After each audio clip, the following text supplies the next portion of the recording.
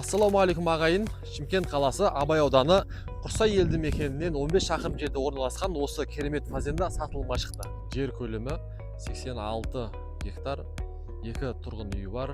Bir тұрғын үйі арнайы малшыларға арналған, ал екіншісі осы фазенданың егесі қалаған уақытта келіп демалып кететін тұрғын үй есебінде салынған. Және де фазендада 2 құдық бар, 2 құдықта да су шығып тұр. Фазенданың арнайы өзінің трансформаторы бар, жарықпен толық қамтамасыз етілген. Арнайы бетонмен қоршалған 2 қора бар, ал бір қорада қысқа арналған жылы бастырмасы бар. Фазендада шөп жинау үшін арнайы осындай бастырма салынған. Бұл бастырмаға 10 000 пресс шөп сияды. Ал мынау фазенданың жемханасы тұрғын үйдің қасында орналасқан.